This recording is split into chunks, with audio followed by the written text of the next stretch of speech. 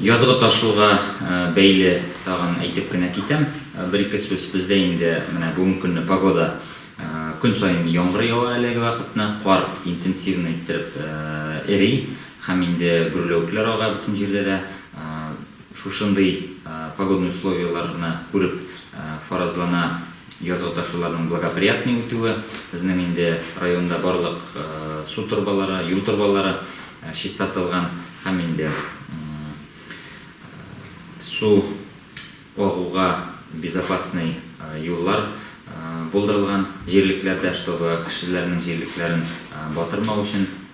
Шул ук вакытта минем әйтәсем килә, күпчелек случайларда кайчан урамнары белән ихаталарны су баса, бу кешеләрнең үзләренең кара бетермәүләре очрагында, бу инде үзләренең ихата каршындагы, капкасы каршындагы юл торбаларын чистартмау, анда чүп җыелу һәм шушы язгы ташуга әзерләнмичә әзерләп куймау, яки шул ук боз калу, кайсыдыр ихата каршындагы торба тыгылып кала и урамы белән су баса.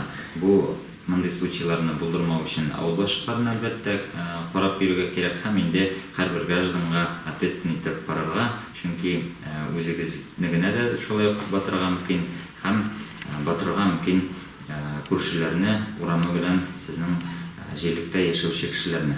Һәм инде бузга чыгу буенча да әйтеп китәргә кирәк, шушы чорны балыкчылар да бузга чыгалар. Безнең язгы бузга ничек кенә карасак та ышанып бетергә ярамый. Ул нинди генә калынлыкта булса да, барыбыз да беләбез, язгы бузга ничек тә ышанырга ярамый.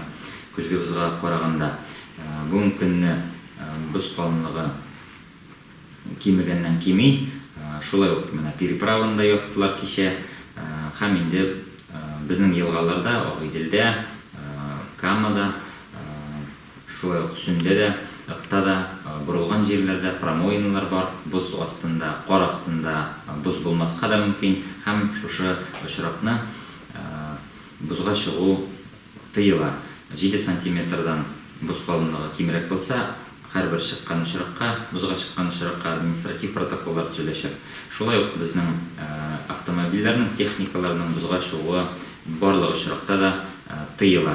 Рөхсәт ителә аларның чыгуы сертифицированный ледовый переправаларда гына, әмма безнең уже ледовый переправада кичәдән башлап ябылды һәм хәзер бер кайда да, бер участокта да бузга бер техника да чыгарга тиеш түгел. Алар өчен дә шулай ук административ протоколлар каралган.